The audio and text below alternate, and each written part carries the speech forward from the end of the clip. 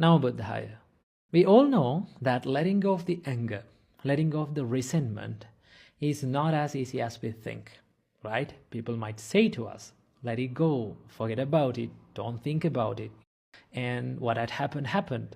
But the person who is in that situation, person who is really dealing with that person or that problem, only knows how difficult it is and how painful it is to experience that.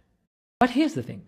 If we need to be at peace, if we need to make peace with ourselves, we need to learn a way of thinking and a way of dealing with these kind of people and these kind of situations.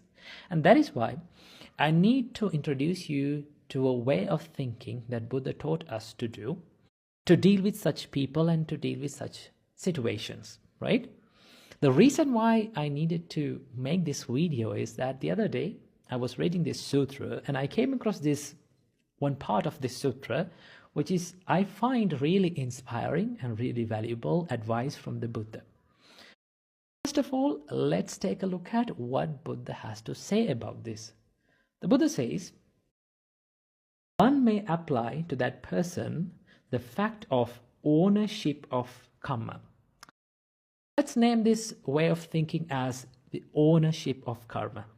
The Buddha says, this worthy person is the owner of his actions, the heir to his actions. His actions are the womb from which he has sprung, his relations and his protection. Whatever he does, good or bad, he will be heir to that.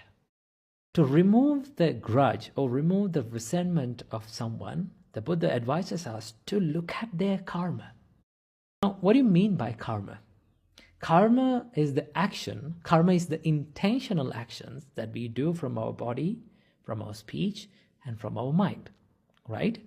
Now, with these intentions, we create sort of consequences. The other part of the karma is called consequences of karma, which we call in Pali vipaka, right? So with this karma, there's one part called the vipaka. That means the consequences of karma, right? The Buddha says, whatever the karma you do with intentions, whatever the intentional actions that you do, it generates its own consequences, right?